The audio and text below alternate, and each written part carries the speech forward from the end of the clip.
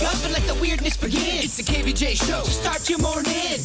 Kevin is the host, and his skin pigment is whiter than Casper the Ghost. Virginia sounds like this. Nickname Vicious Beast, so don't get her pissed. It's Jason, talks like a spaz, and he loves to talk about Bigfoot and stats. So get ready, here we go. You're listening to 97.9 with the KVJ show. Alrighty, hello and welcome to the KVJ show. Here we go. What's up, Bird? How you doing today? Good, Kevin. How are you? Doing fantastic. Today is actually the day, and I guess the whole reason why Virginia left us. It is Mardi Gras today. This is the big day? This is the big day and the big easy. That's what they say, at least. So, yeah, she is there doing her Mardi Gras thing. We talked to her a little bit yesterday, just amazed her resilience and willpower that she was able to shut it down early.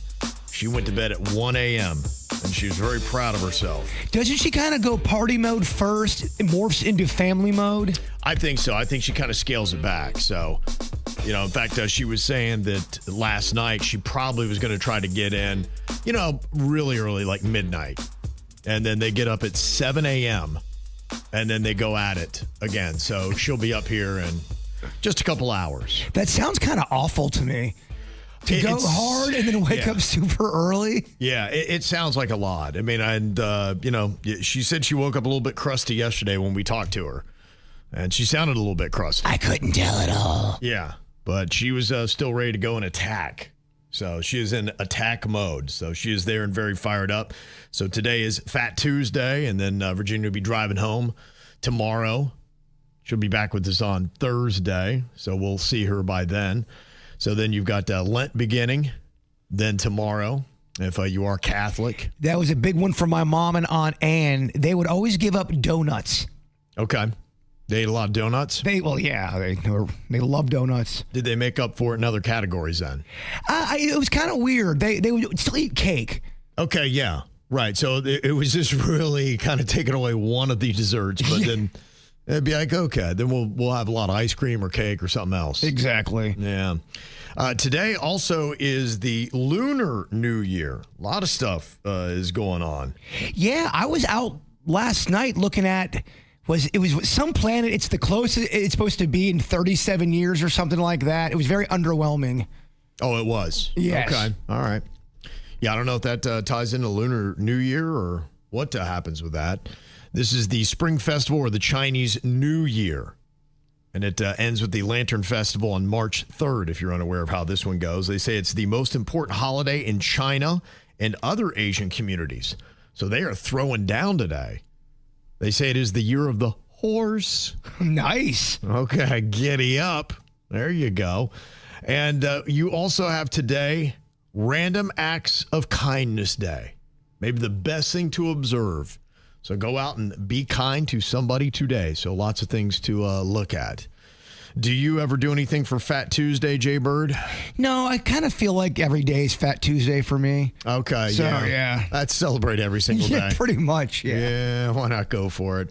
You said you were going for Mexican Monday yesterday. You got me all ginned up talking about queso. Yeah. Mm-hmm. So I ended up getting a little Mexican Monday for me. Okay. Ordered a bunch of queso, and they forgot it.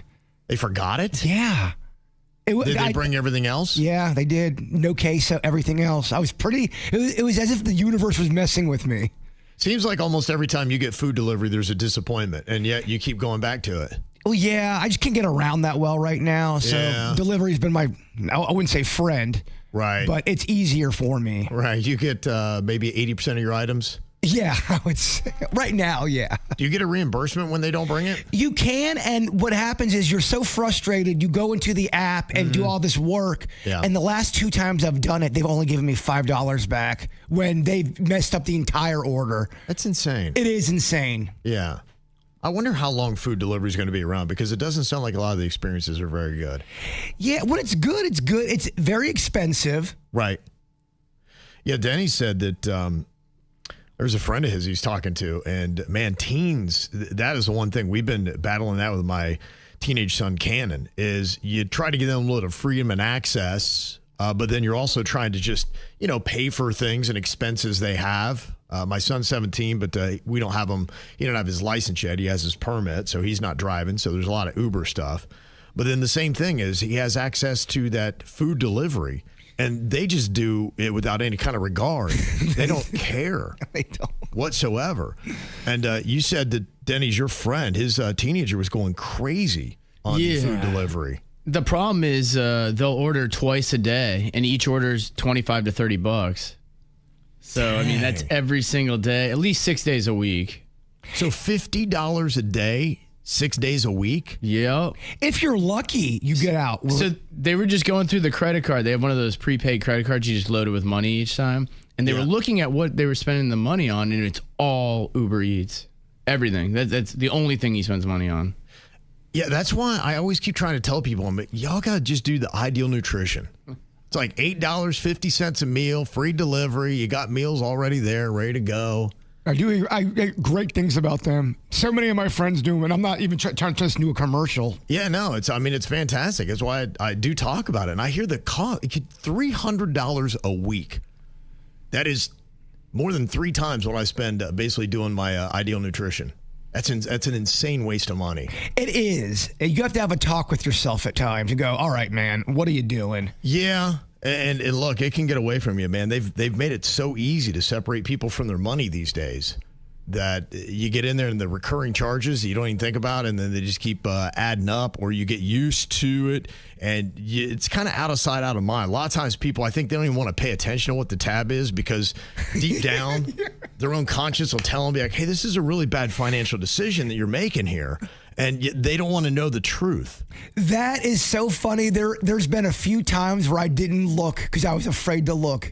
If I'm buying some stuff for the snack pack or whatever. You avert your eyes like it's not going to hurt your bank account. Just because I turn my back on a thunderstorm doesn't mean that the storm's not there. Exactly right. Well, yesterday we found out that Jbird has set a date for the hip replacement. He's been needing this for quite some time.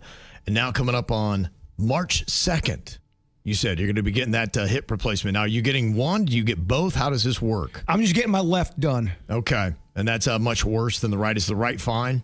I wouldn't say fine. Okay. All right. But it's better than the left. Okay. Is it an option to do both at the same time? Is it just too much to do at one time? For me, it'll be too much. I got to get the left one done. Okay. Because that thing's bone on a bone. Mm-hmm. Yeah, you put out a video last night. If you're trying to figure out what that was, it was Jbird's hip. Was that too confusing of a video? I don't know. I did see one person like, I don't even know what I'm looking at. So I'm not at my best.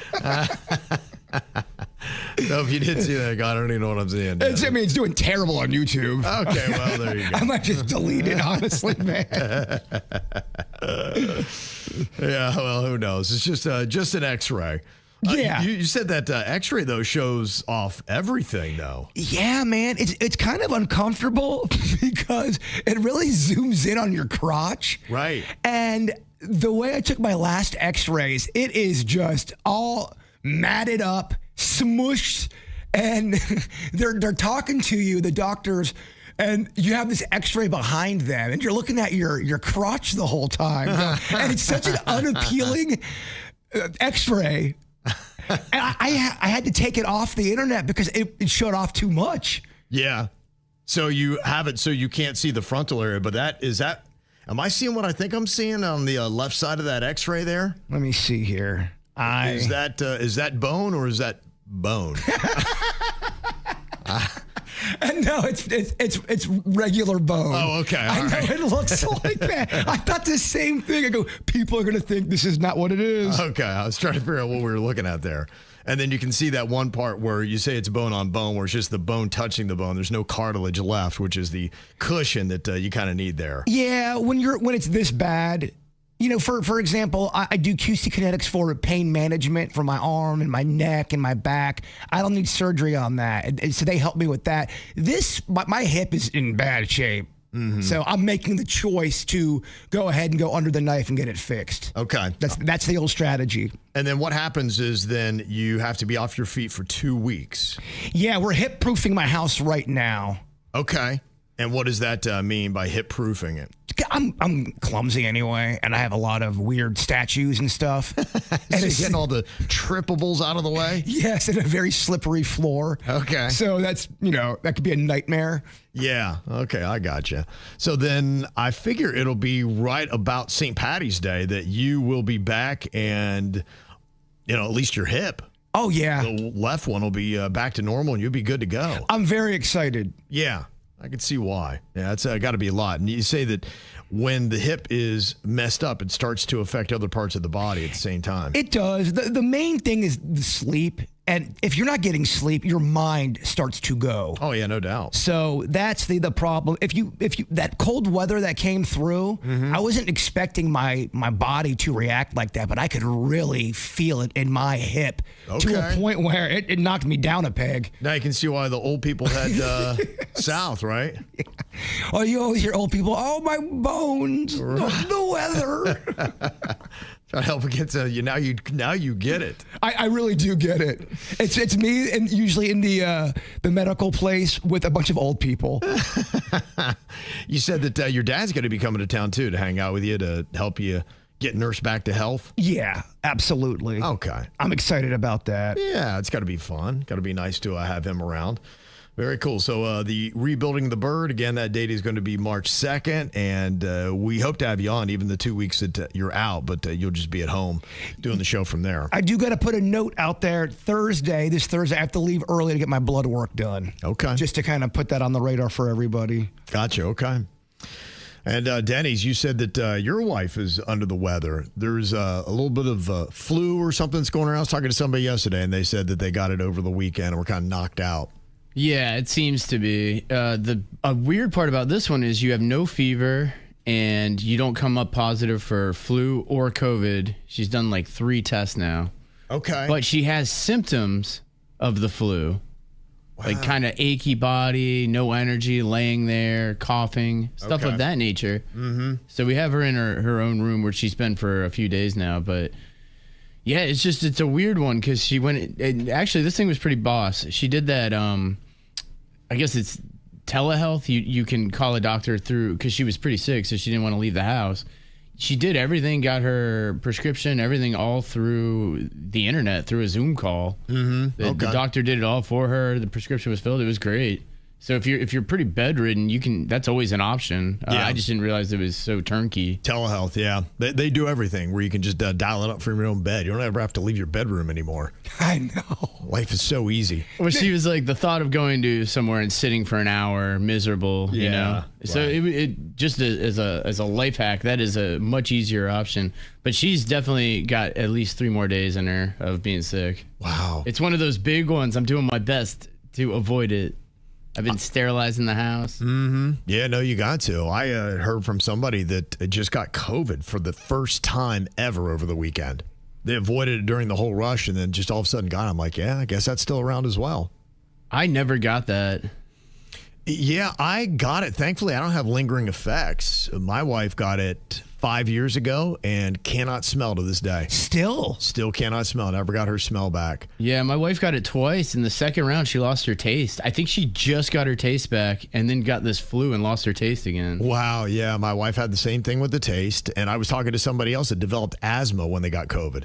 Like, that's crazy. They never had it before. Now they got a massive case of asthma. Yeah, I got it twice at least. I know that. Okay. I tested positive twice. There you go. Yeah. But you don't have any of the lingering effects that you know of. There's a couple things that still taste weird to me. Some things that are minty taste rotten. Huh. God. Yeah, or almost aluminum-y. But you kind of hated mint anyway before, right? Yeah, it was not my favorite. Okay, well, yeah. No loss. So you're not going to be rushing out and getting one of those Shamrock Shakes today? No, I'm not. Yeah, that is that is going to be back today at McDonald's. That might be my favorite seasonal food that is out there.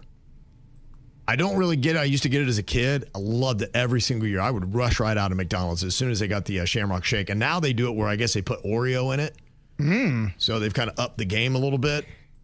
McRib, they tried out with me. We don't get excited about that anymore. Does anybody get excited about the McRib? There must be somebody because they keep trying to bring it back for whoever that person is, and they need to stop. Stone crabs is another thing that I typically like. That's a nice little seasonal food. But there are other places that have their own little deal. You think about the pumpkin spice craze that is out there. Starbucks makes a racket off of that every single year, and they kick it back earlier and earlier every single year. I think they start now in September, and they ride that thing all the way through the holidays. They do. It's definitely starting earlier. Yeah, it's like a 4-month out of the year kind of thing now. They're big on that. Somebody else said, I love the turkey cranberry pub sub. People love it. And that's a limited option thing that you get just for a small amount of time. Yeah, that's another one that you can check out. So all those little seasonal foods, you can let us know your favorites. Now, some people are saying if you do the McRib, you got to just order it right. And that means getting light sauce because otherwise it's like soaking in a swimming pool of sauce. Well, that is what makes it, in my opinion. The sauce, baby. Right, it kind of covers up the low-grade meat you're eating. Yes. And that very pungent, strong onion they put on there. Yes, it does have quite a smell to it. Yesterday here on the KVJ show, we were talking about this guy that was being interviewed by Congress, and he was talking about our youngest generation, the Gen Alpha or the Gen Z, either one of those, and I guess you could say both. They are going to be the first generations that are not going to increase their cognitive abilities from generation to generation. For the last 60 plus years, you've always seen the younger generation exceed their parents' cognitive abilities because of increased abilities with education.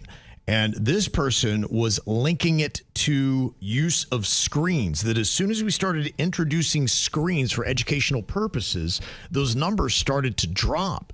And they were thinking that maybe there's just something about the one-on-one of human-to-human contact and teaching that drives home the material better. And now they're really kind of starting to look at some of the tactics. And after talking about it yesterday, and I know one of the things that has come out is the benefit of writing things out by hand and how that imprints deeper into the mind and it's better for learning. And I saw today that there are a lot of parents that are actually opting their kids out of school laptops and they're returning them to the schools. And they say, my kid's only going to use pen and paper.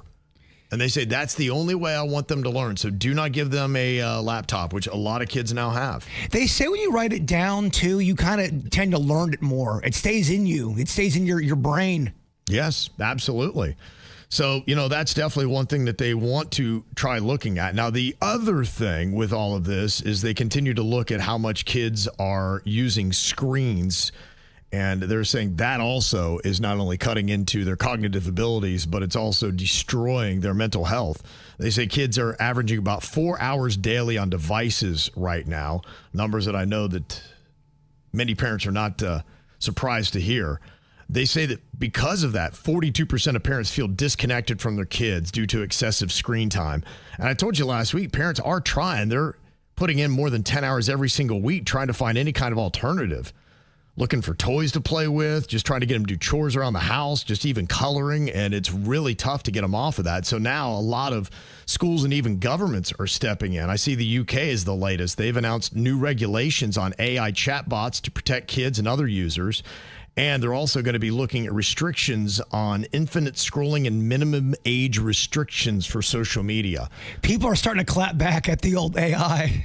Yeah, they really are. And some people are actually starting to clap back at our government. Now, in Florida, I know they're talking about putting some restrictions, but they're starting to see some of these other countries that are putting restrictions on their kids. And they're like, why are we waiting on this? Like, how much more evidence do we need? It seems like every single day. Don't I have a terrible story about what social media does to kids? Every single day. Yeah. Every single day it is there, and yet we still seem to be dragging our feet on that. So I didn't even know that was a thing that parents could do, opt them out of using the laptops. But if you were noticing any kind of decline in your kids, that might be something to consider. Just say, you know what, let's not use the computer. That makes sense to me because think about it, too. Anytime you've been in front of a screen for too long, don't you kind of get a little depressed? Your mood, it's different. Yeah, and that's why there are new apps and there are a lot of things that they're saying, starting to realize exactly how bad it can be. You just have to have that awareness of how long you've been on, because there is definitely diminishing returns with how much time you spend on social media and the effects that it starts to have to you and for you. Probably heard a lot of people complaining about how much their streaming is costing these days. And so with cable being expensive. Now streaming is pretty much just as expensive. People are trying to figure out exactly what they're going to be doing to start paring down some of the numbers. I hear more and more people talking about just going with the YouTube TV and saying that they're loving what they're getting on that and that it's fantastic. You can download a lot of movies. I was talking to somebody that said when they go camping, they can download all kinds of different movies and it's just right there on their phone. They don't have to worry about how good their internet connection is. I think that's what Virginia does. Okay. The YouTube TV. She likes it. Mm-hmm. Yeah, and YouTube has a lot of things that you can download onto your device. Like you're saying, you don't even need internet connection if you do. Yeah. Jen got this really cool thing. My wife Jen got this cool thing. It's a projector that plugs into your phone. Okay. And we projected onto our neighbor's wall of their house. And we sit out on our porch, which is screened, and we can watch movies on it. Oh, no way. It's so awesome. Yeah. And I think it cost her $40 with shipping. That's pretty cool. So that's how we've been doing it because she'll just so at the house we're on internet, but she took it camping with her friends and they just projected it onto a wall and they were all sitting outside watching it. How do you hear the audio? So they have this little speaker, like a portable Bluetooth speaker that connects to her phone. Okay. And then you just set that between you and you just have the audio right next to you while you're watching it on the wall. Sounds good. Oh, it sounds great. Yeah, you can make it better if you connected had a stereo system going. Gotcha. Okay. But yeah, just one of those, those like cylinder speakers. Yeah, just like the one you bring to a beach. Yeah, they're amazingly pretty effective. So people that are trying to kind of figure out what's going on here and how to save some money are cutting some corners, and legality might be an issue. Have you heard about these cheap Android streaming boxes that promise free access to cable channels, live sports, and streaming services with no monthly fees? Oh, yeah. Obviously not real legal, I guess, for a lot of them. Where do you even get something like this? Can you just order it online? Yeah, I mean, you can use any. I mean, I bought a generic one from Walmart. I think it's ONN is the company or whatever. And all you really have to do is install an app on it. That's really the way you do it. It's like an app called Kodi, and you put that on there, and then you have access to anything that app has, which is tons of illegal streaming stuff. That's where the illegal comes in, is with the app. The box itself isn't what's bad. It's the app that is. Yeah, if you put the app on there, it gives you access to everything. Yeah, they say you can get them everywhere from websites to flea markets.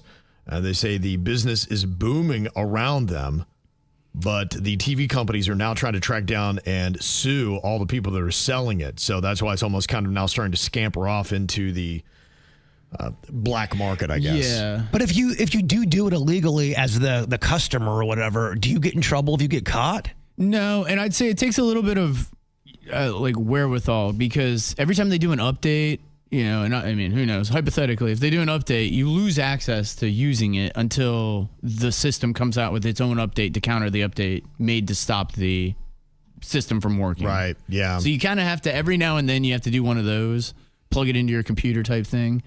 But it's really, I mean, they make it so easy. I think a lot of these companies are really starting to scramble now when it comes to people stealing their IP and using it for their own means. I saw something we've been talking about here this last week. For instance, that AI fight of Tom Cruise and Brad Pitt. It's been all over the place. I guess that was ByteDance, the old owners of TikTok. And now Disney and other Hollywood studios are coming after them for infringing upon their IP. I was wondering, I was like, man, that was very generous of Disney to be so free in their licensing, because they don't ever seem to be so free. And of course, they were going a little bit further than what Disney had intended, which, I mean, how long did that take? Disney just started allowing you to get some of their figures in the last 2 months, and already they're having to smack people down because it's not working. Yeah, so ByteDance is, with the fear of Disney attorneys, has said that they will try to start curbing some of the production of Disney characters that people are using and then posting on their platforms. They've got this Seed Dance 2.0 AI video. That's now what ByteDance does. All right. And people are putting the characters in this AI generator, and they're making those kind of scenes, like with the Tom Cruise and Brad Pitt, and the one that we saw with Darth Vader going back to see Padme's tomb. Yes. Now, some people are taking the Star Wars and making serious content. Others are starting to make it dirty. Okay. Yeah. I've been seeing the dirty stuff popping up. You have been? Yeah. So that's why I thought it was insane that Disney leased out their characters, because I've been seeing them pop up everywhere. There's a scene from Star Wars somebody did, and it had me belly laughing, because it was so out of pocket. And you're watching Luke say all these crazy things. Yeah. And they say this new ByteDance tool, the Seed Dance 2.0 AI video, has only been out for days, and already it's become a problem. SAG-AFTRA has condemned the unauthorized use of our members' voices and likenesses, calling it unacceptable. And Disney accused ByteDance of hijacking its characters in a willful, pervasive, and totally unacceptable virtual smash and grab. And so they are trying to fight to put the genie back in the bottle, but I just don't know if it's going to go. Well, it's just weird that every other form of media has a warning in the beginning, likeness is coincidental. There's all these things, disclaimers and stuff that they have to do. Mm-hmm. But then on these new apps, there's none of that. They just go ahead and do it. And then there's no penalty for it. What were you watching the other day and you go, how are they getting away with this? So this is the new thing I've been seeing. They clearly made some new AI that's very good, but it's fake celebrity stories, completely fabricated. But nowhere on it does it say this is AI. Nowhere. There was one about Jack Black getting a divorce and starting a new band. And they had an article that it linked out to. Yeah. They had pictures of him. And, they, I could tell it was AI, but the whole article's written as if this was real. And none of that's real. It's fiction. You had one that was Drew Barrymore dumping all of her jewels off the side of a boat into the sea. There was a whole article. She's done with Hollywood's glamour, and she dumped all of her gems into the ocean. And it was a photo of her doing just that. But it did look... I'm starting to see there's almost a look to AI photos now. AI looks better than real life. It does. That's how you can tell the difference. Not everything's always in focus. Right. In a real photo. So clear and crisp. I was like, that actually looks too good. Well, you're like, who was there with a camera in front of her as she's throwing, into the ocean? You'd be from the ocean taking a photo of her. I was like, who took that photo? What a bizarre story, too. Again, but they're all fiction. And I've been seeing them all over now. And people comment on them like they're real. I know. And without any concern.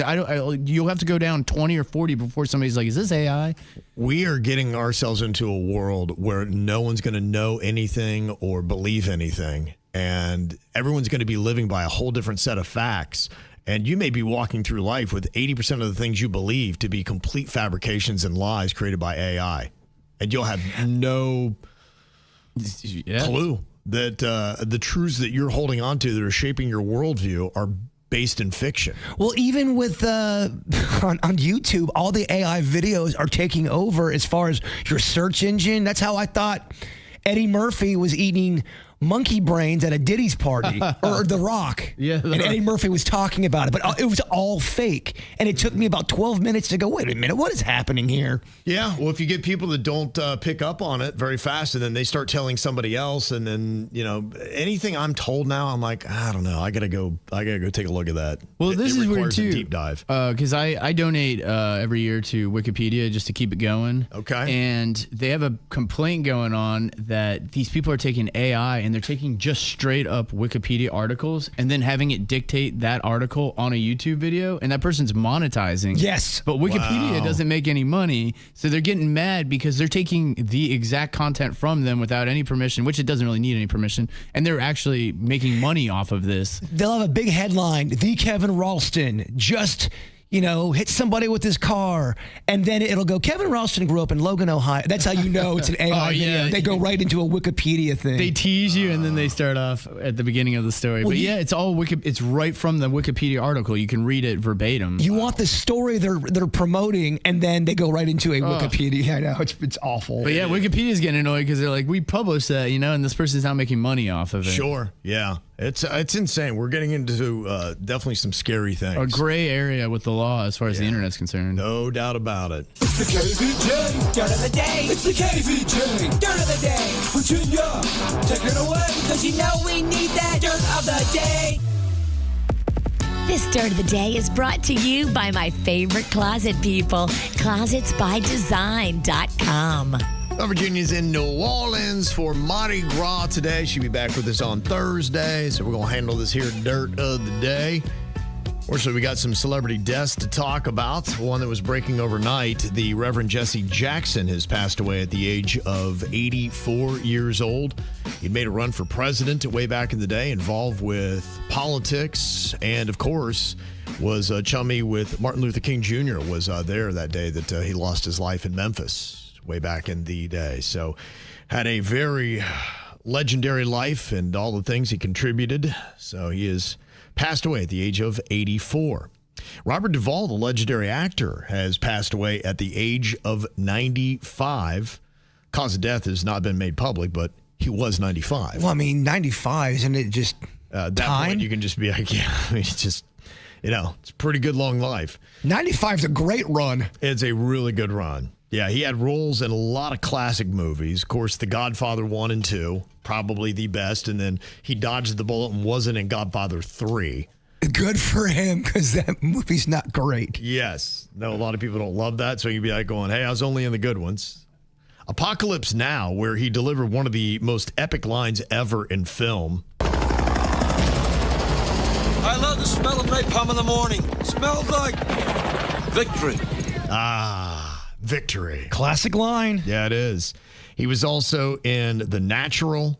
He was in Colors. He was in To Kill a Mockingbird. And then he won an Academy Award for Best Actor in 1983 for Tender Mercies. He's in an underrated movie, too, called Falling Down with Michael Douglas. Yeah. And it's about Michael Douglas losing his mind just with society. He's over it. Robert Duvall is one of those guys that he just popped up in so many movies. A lot of them were the bit parts, kind of like what he was in The Godfather, where he's not the first, second, or third, but he's right in there, and he can hang with all the greats. Oh, my gosh. He's a legend. Absolutely. So sad to see the passing of Robert Duvall at the age of 95.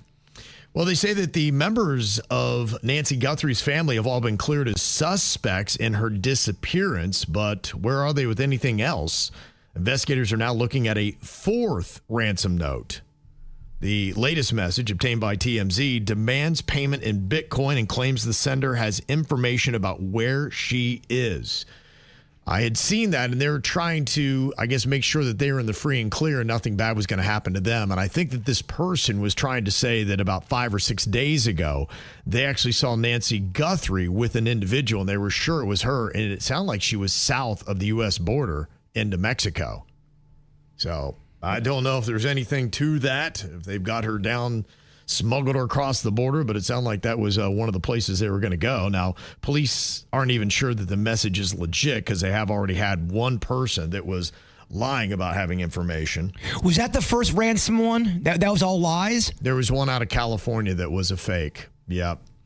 Since there have been now multiple ransom notes, they're considering the possibility that some could be hoaxes or people trying to cash in on the case. So that could be it. So it doesn't sound like they're really any closer today, at least as far as what we know.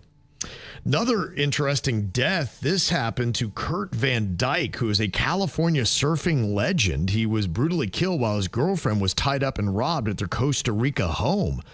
He owned a hotel in Puerto Viejo de Talamanca and was found dead under his bed on Saturday with a sheet over his head and a knife next to him. His 31-year-old girlfriend had been zip-tied in the robbery. That's weird. It is horrifying. It is odd. It is odd. I don't know if there's crime in the area, if it was something completely random.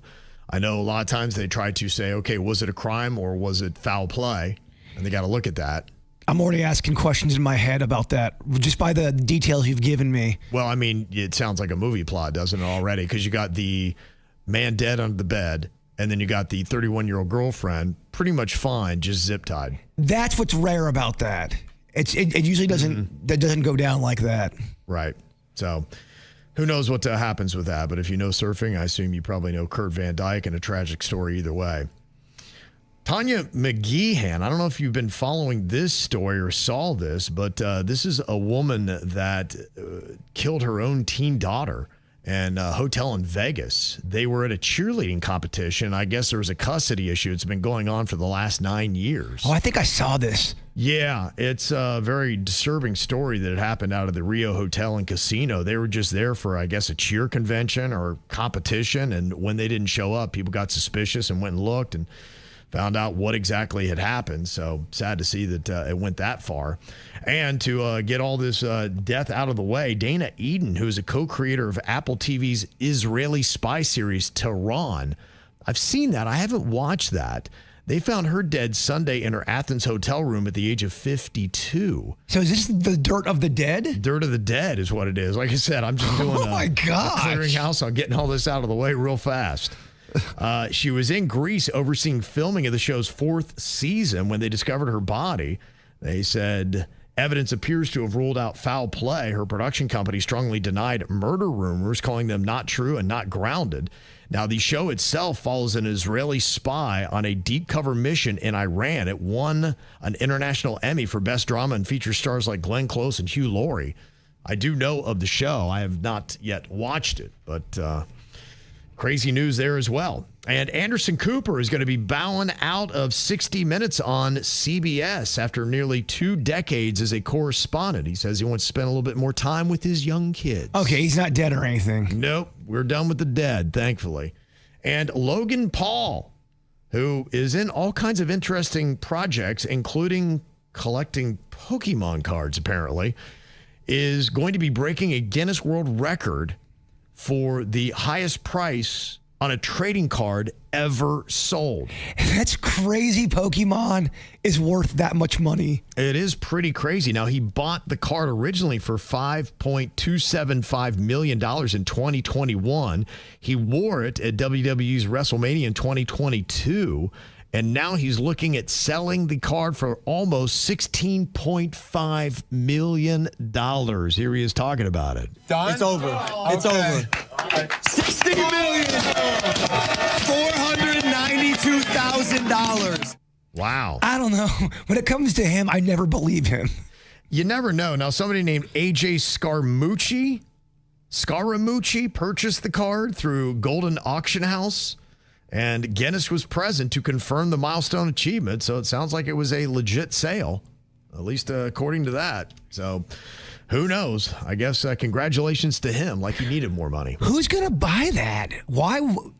That's so much money for one card. Yeah, well, I guess apparently you got to ask AJ Scaramucci as to why he decided to purchase a card for $16.5 million, because I guess he just did. Well, the U.S. is still in 3rd place in the Olympic medal count. They got 19, 6 gold, 8 silver, 5 bronze.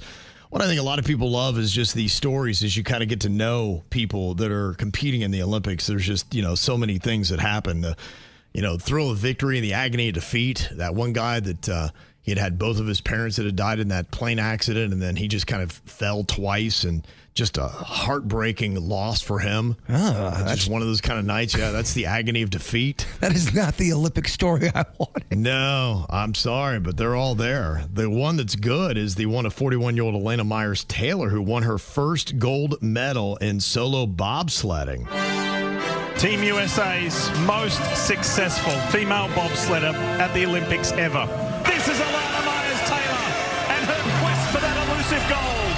Alana Myers-Taylor has never won a gold medal at Olympics. She has now. It's gold for the United States. The most prolific female bobsledder in history. It's her 6th Olympic medal, and she ties Bonnie Blair as the most decorated U.S. woman in Winter Olympic history. So there you go. Can we give the announcer the gold as well? That Solid, was a right? Great round of announcing. He took you on a trip, didn't he? He did. Painted a picture. Yeah, I seen some of that bobsledding. I was like, how intense is that? Because, man, they are zipping. I was watching that on Saturday, and they're going like 75 miles an hour. Oh, yeah. And they book it, man. I mean, that is absolutely crazy. I'm like, would that be fun, or would it just be so traumatic? I think it'd be fun. You just don't want to crash. Well, I guess to get the average ordinary guy's perspective on this, they took Colin Jost. He is the guy who does Weekend Update on Saturday Night Live, and they threw him on a bobsled to have him commentate on what it would be like. Astronauts blasting off from space, they pull about 3 Gs or so. Here, we'll do about 5. You ready? Yeah. Here we go. Sorry if I'm screaming. It's fine. The louder you scream, the faster we go. Oh, God. Ah! Oh, my God. Whoa. God. Whoa. This is so much faster than I thought. Ow. Ow. Oh, my God. Oh. All I see is ice. Ah! Oh, my God. Oh, my God. Brakes. Now you can pull them. I was in no way prepared for that. Wow. I truly thought my body was going to break apart. It was so much more intense than I expected. It does look pretty crazy. The thing I wonder, though, I watch some of these sports, and I guess you're doing it well when you make it look effortless. And as I'm sitting there watching, I'm like going, I could totally do that. They're just getting on a board and going down the side of a mountain. Like, how hard can that be? That's kind of how I feel about curling. I can do this. I'm the same way. I was looking at that. I was like, I wonder if I could do it. The one thing that is kind of impressive, have you ever seen the person that, I guess they call it a rock or whatever it is. It's the stone with the handle. Yes. They've had the craziest thing is it's been the most controversial sport in the Olympics because of the double tapping of the rock. And people have been getting in each other's face. It's been the most violent. You would think all the fights would be happening in hockey, but it's actually happening in curling.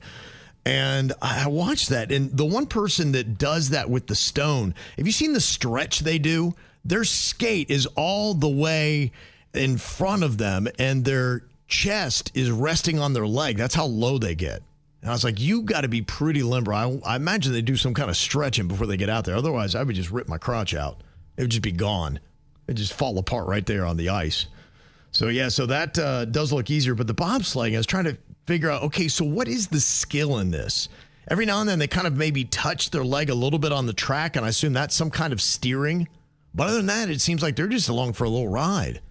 I was like, what is the skill? What makes you a great bobsledder?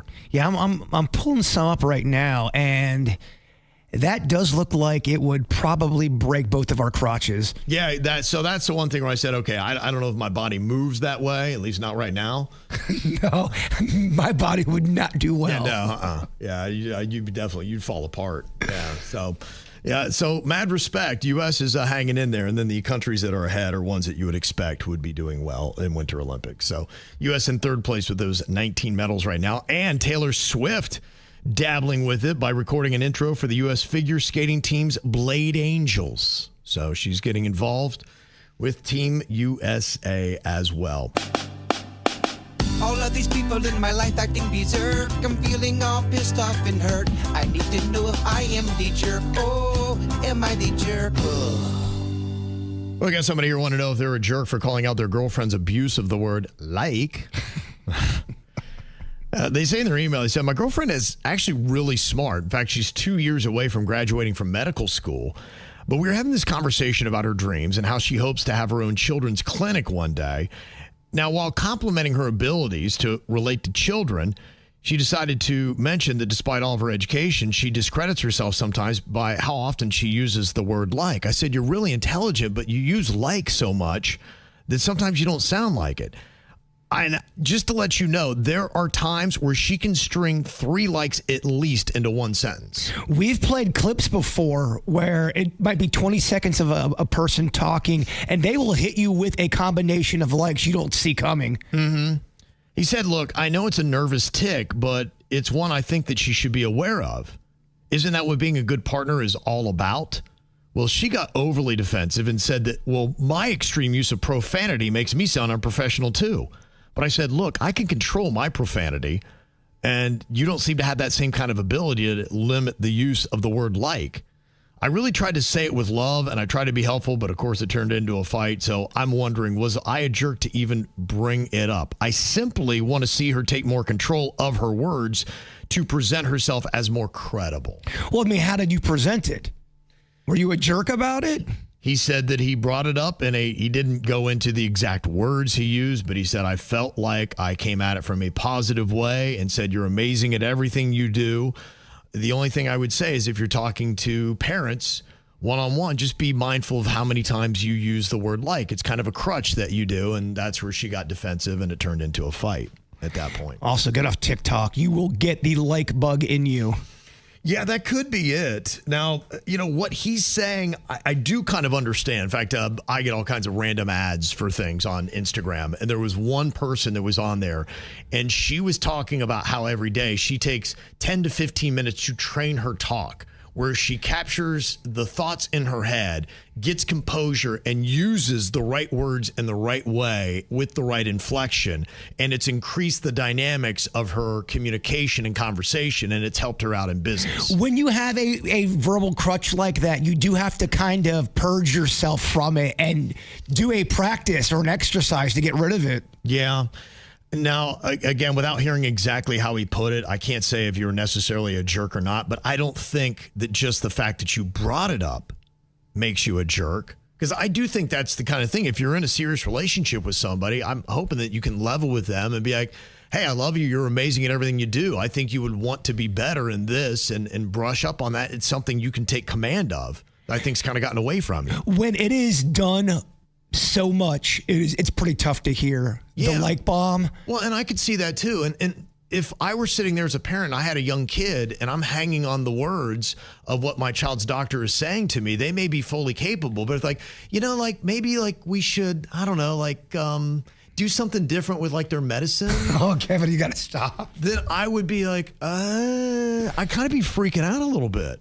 Yeah. And, it may not be a true determinative of how she has a firm grasp on medicine, the fact that she is using as a nervous crutch so much. Well, it's easy to get into that pattern too. I know we have verbal crutches at times where we'll get called out and go, all right, let me take that out. We used to get busted all the time for, we'd always say, interesting. All three of us were saying it constantly. Yeah. And we got called out. I do not think that you are a jerk just based on that. Now, if you phrase it like a jerk and be going, how stupid you sound when you use the word all the time, then yes, you are a jerk. But if you try to honestly say it in a nice, loving way, I don't think it should be a problem. I'll let the people decide watching KVJ TV what they think. You can go to YouTube, look for the KVJ Show, and sound off right now. Now, this person said, when I eat at a fast casual restaurant, I will leave my tray on my table when I go. Now, somebody called me out for this and said, yes, you should always be cleaning up after your own mess. I said, no. I said, that's kind of why they have people to work in the restaurant. So are you a jerk if you leave your tray on the table? I think you're inconsiderate at that point. I think if you make the mess, you should go throw it away and put it in. That's why they have the trash cans there. You don't leave. That's a jerk move. It is a jerk move, in my opinion. Okay, you think so? Yeah. Okay. Because if you're over there leaving all your crap on the table when you easily could go put it right in the trash, I don't like it. Okay, so you're saying jerk on that one, not jerk on the like.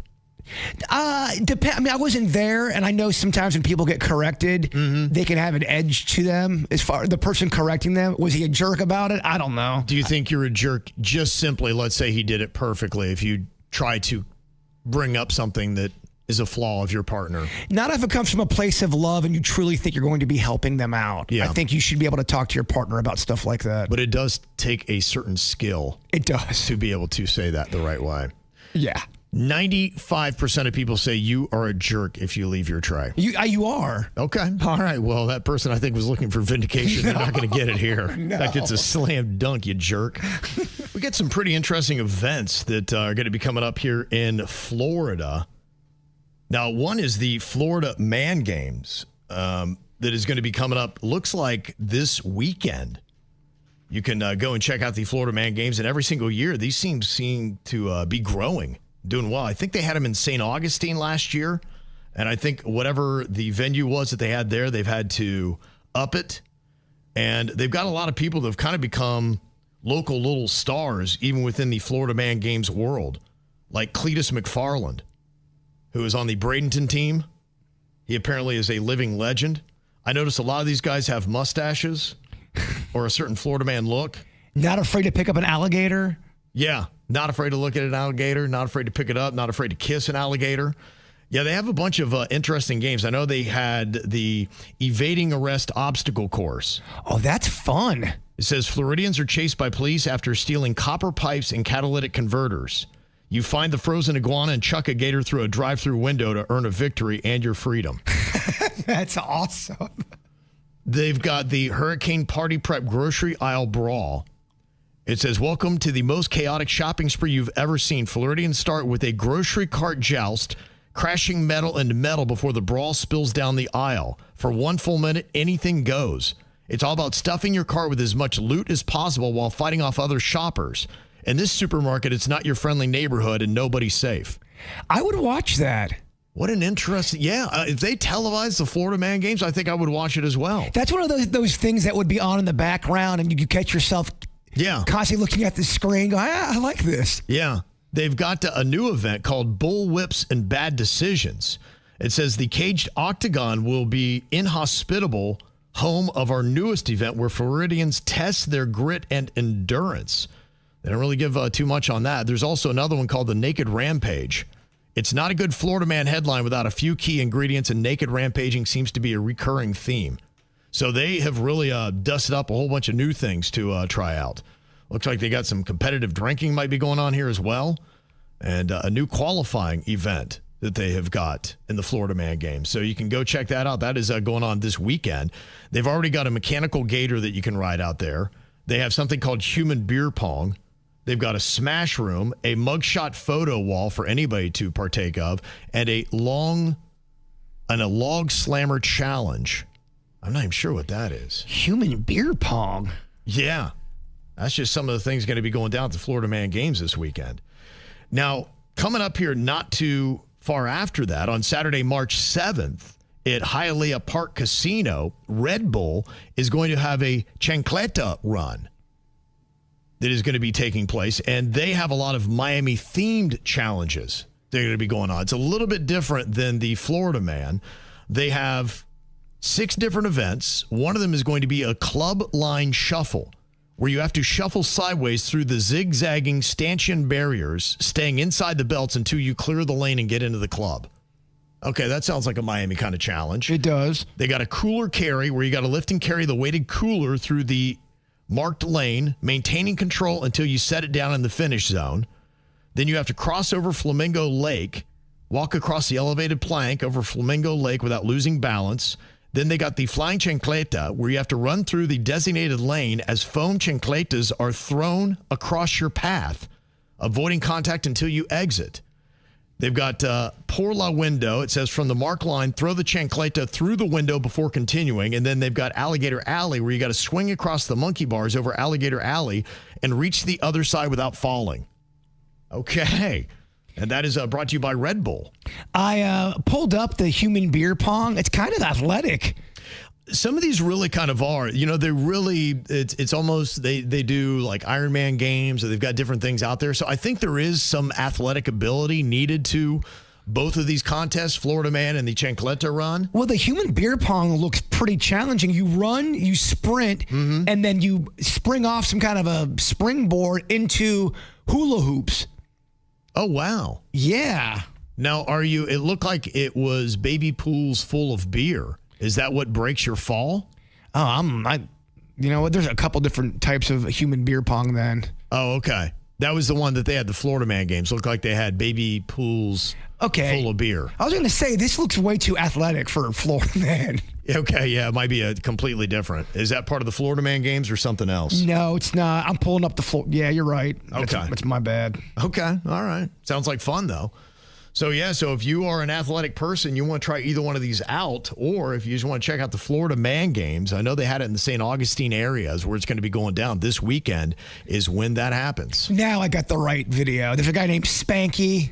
Okay. He's in a pool full of something. Yeah, somebody said that the people from the movie Super Troopers, those Super Trooper guys are out there as well, which seems to work out. You know, where they kind of had the mustaches and yeah, they wear the short shorts for the cop attire and all that stuff. Kind of like, I think it was Brooklyn Nine-Nine. Is that the name of that? Or no, wait, what was that other one? It was Reno. Reno 911? Reno 911 was what that was, right, Denny's? Yeah, Reno 911, and it's Broken Lizard is the team of cops. Okay. Yeah, so I guess they're going to be at the Florida Man games this weekend. All right, very nice. Well, there you go, competitors. Sign up. It's the KVJ Dirt of the Day. It's the KVJ Dirt of the Day. Virginia, take it away. Because you know we need that Dirt of the Day. This Dirt of the Day is brought to you by my favorite closet people, closetsbydesign.com. Well, Virginia's going to be out until Thursday, so we're going to be handling the dirt here. But luckily, Jbird is already well steeped in knowledge when it comes to this story. Now, there's some stuff that's coming out around America's Next Top Model, and one of the judges, Miss J. Alexander, had recently revealed that he suffered a debilitating stroke back in December of 2022 and spent 5 weeks in a coma and more than a year in the hospital. It's a lot of time to be down and out. Now, Miss J. Alexander is 67 years old and lost his ability to walk and to speak, but is now recovering and is talking a lot and saying that, yes, while I was down and out, there were some people that did come to see me, like Jay Manuel and Nigel Barker. But one person did not, Tyra Banks. Uh-oh. Tyra. Mm-hmm. Now, I guess this is all part of Netflix's reality check Inside America's Next Top Model that is going on. Oh, I was watching it last night. Okay, so what are you thinking of this? Is this show doing Tyra Banks dirty, or does it seem to be very accurate? I think that she's not coming off looking great. The internet's already come for her anyway, because all of the clips are, circulating from the show of her telling women, you look ugly, fix your teeth, stuff like that kind of. It was really going in on their looks, and it didn't age very well. Okay. And she I haven't seen the whole thing. Tyra, from what I've seen so far, is coming off like a victim. Okay. And she's trying to spin it on her when it seems like maybe she's been the bully all these years. Now she's trying to make it look like, it's just misunderstood. Yeah, as the person watching it, that's what I kind of got. Now, there's always people to defend her. Okay. Well, it doesn't sound like Miss J. Alexander is, and here's exactly what Miss J had to say. I taught Mars how to walk, and now I can't walk. Not yet. Not yet. I'm determined to walk. I'm sure you're going to see me again, I'm sure. Is that all for me yet? Did Tyra come and visit you? No, not yet. She just sent me a text. She wants to come and visit me. But, no. Not yet. Okay. Not yet. He was a big part of the show. Mm-hmm. And for it to be a year, seems like a lot of time, right? Yeah, I don't think it's making her look good, to be quite honest with you. I think the whole documentary was meant to make her look good, and it does not. Ooh, ouch. Well, Cardi B is basically saying from the stage as she's doing her new tour that she is taking a break from her baby daddy, Stefon Diggs. Just because I ain't with my baby daddy doesn't mean you get to talk about my baby daddy, bitch. This for you, bitch. I'm pretty and I'm petty as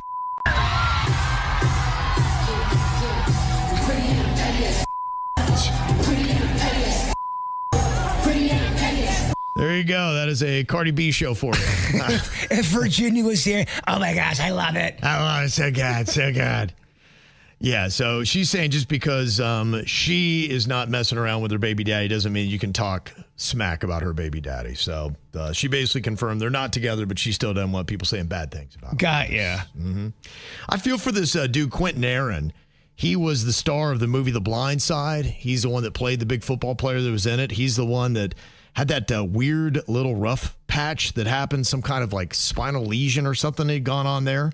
And I guess as he had his medical emergency and was in the hospital, he himself got blindsided to learn that his wife had actually married another man. Ooh. I mean, that is a tough thing to come through to. Yeah, he said he was disappointed and hurt by the situation, especially while dealing with medical challenges, but is trying to stay positive and concentrating on getting healthy. It says, despite the personal setback, he says his priority right now is recovery, putting his energy into his health and future rather than his relationship fallout. I mean, that is low down and dirty. I don't care who it is. It's pretty low. Wow. Well, if we get to talk to Virginia, and it looks like she should be rising here any minute. I believe she said she was getting up at 7 a.m., and that's what time it would be right now in New Orleans. So she should be up and at 'em. Do you want to play a game? Did she rage last night or not? Well, again, the definition is a Virginia definition because she was very proud that she had packed it in at 1 a.m. the night before when everybody else stayed out till 4. And she said last night she was going to bed really early, like midnight. I don't know how you can have a drink at 1 a.m. and still go to sleep. I don't know either. Yeah, it sounds like she kept it going. Yeah, how she can sleep with that much alcohol in her system, I have no idea. But if she is there, there's apparently a couple things to keep an eye on. They say hundreds of Ozzy Osbournes have descended on New Orleans for Mardi Gras. I guess there's a gang of people that dress as Ozzy that are out bar hopping. That's fun. That is kind of a cool little concept. And then you're going to mix that up with Shia Lebeouf, who apparently is off the wagon and has been tearing up Bourbon Street. That is not good. You do not want that guy off the wagon. He turns into a werewolf. They say there are videos of him shirtless and heavily intoxicated while bar hopping through the French Quarter, at times standing on counters, hugging strangers, and dancing through packed bars as crowds were filming him. He apparently appeared to be in good spirits, but he was massively hammered, bouncing from spot to spot with fans and partygoers. So look out, Shia LaBeouf is attacking the Big Easy. Yeah, he needs to be careful because he's got a temper. Okay, we'll see what happens with that. Virginia, better keep her eye out. They say the Foo Fighters have posted 10 new musical riffs on their official website. Should be a preview for their upcoming 12th studio album. If you go on there, you can click on different movie posters that they have on the wall, and a brief little clip of 5 to 13 seconds is going to pop up, kind of like the instrumental parts of these songs.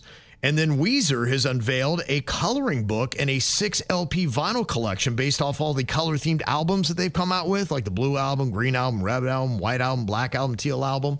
And then you got a coloring book with it and some interesting packaging. That's fun. That White Album is next level awesome. Very, very underrated. Okay. Yeah, so they're doing some pretty good stuff. Look out, fellas. Apparently, this is the latest trap that your girl might try to get you with. This is talking about who your celebrity crush is. Because now on TikTok, they have basically come up with a list of, if you say this celebrity, it means this about you. Here's a breakdown of one of the TikTok videos. If he says Selena Gomez, he can do almost anything with a Home Depot credit card in the right YouTube video. Christina Hendricks, he likes superhero movies, and although he's a highly functional adult, when the lights go down, he will want to call you mommy. Scarlett Johansson, he is scrutable, elevated bar food. Zendaya, he's a happy lover boy. Christina Ricci, he's a depressed lover boy. Sofia Vergara, he is packin' heat. Meg Ryan, he is not packin' heat. Monica Bellucci, he is a snob. Tina Fey, he is a slob. Rachel McAdams, he likes a barefoot woman in a floral sundress who always laughs at his jokes because he's not funny at all. Anya Taylor-Joy, he spends thousands of dollars a year on his nerdy hobby, but the tires on his car are bald.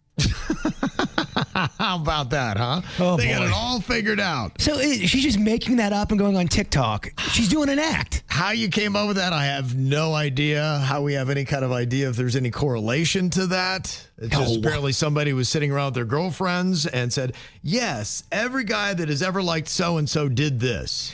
Gosh, that clip almost kind of makes me hate humans. Uh-huh. Yeah, well, probably the one thing I'd tell you, if your girlfriend ever pulls that on you, maybe it's time to get out of that relationship. I would agree. Yeah. They say if a man names someone seen as overly sexualized, controversial, or unrealistic, kind of like certain influencers or adult content stars, women say it will signal mismatched values, maturity issues, or unrealistic expectations in relationships. Do you have a celebrity crush currently at all? You can list probably all the primetime Latina stars in it. Okay. Yeah, I've got a definite type. For sure. What it is. So, yeah, I don't know what that says about me. I'm sure that I would be dumped by 90% of women out there just for that. But, yeah, that's one of the things that they're doing. Now, if you're actually trying to make your relationship closer, there are some fun things you can do. In fact, ladies, if you do care about your man, you should be letting him touch your boob. Nice. They say affectionate, consensual touch between partners, including hugging, cuddling, massage, and breast stimulation, can increase oxytocin and reduce cortisol, helping lower stress. I'm in. How about that? They say guys just kind of walk around with their heart as these ticking time bombs, and unless they have something to biologically reset them, that they will have high blood pressure and heart disease and issues. You can save your man by allowing him to do that. They say this effect occurs through activation of bonding hormones and suppression of the body's stress response system, the HIPAA axis. While breast stimulation can raise oxytocin, general caring touch provides similar stress-reducing benefits. It shows you the benefits of just the simple touch between partners. Have you ever had that where you don't feel very good, and then your partner comes over to you and touches your body, not even in a carnal way, just a snuggle, if you shall. Yeah. And it elevates your mood if you like your partner. They say a lot of stuff about that. Human touch is really key to bonding. And there was another one that was saying that you should be sleeping naked, basically for the same reasons, because that skin-to-skin contact between partners, it increases the bond between them. And sometimes maybe you're just not touching enough and connecting. And it's something biologically we're wired to have that mate, to have that person that can kind of help bring us back to our center. And that's what the touch does. Are you a snuggler by design, or is that something you really don't like doing? I am okay with the affection, the snuggling, not while sleeping. So for sleeping, I like space. But for connection, I completely get it, and I think it's very important. I do love doing it. And there's another thing that you could be doing with your partner that is supposed to be very effective. They call it joint savoring. And what it is, it involves both partners, both of you, actively reminiscing about good memories, appreciating current positive moments, or planning future experiences together. It's more about the actual connections that you do have.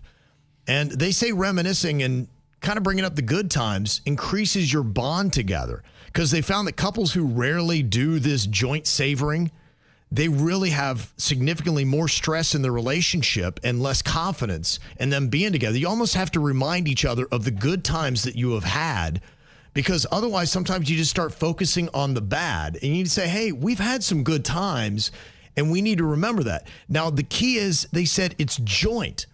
They said if it's only one person that keeps bringing up the good times and the other person's not participating, the effects are nil. Doesn't do anything. It's got to be both of you saying, hey, we need to take some time, be like, hey, remember that vacation we took? Remember that time we did this? And laugh and do those things. And then at the same time, be preparing and planning for your next trip and the next time that you will be having great memories and bonding.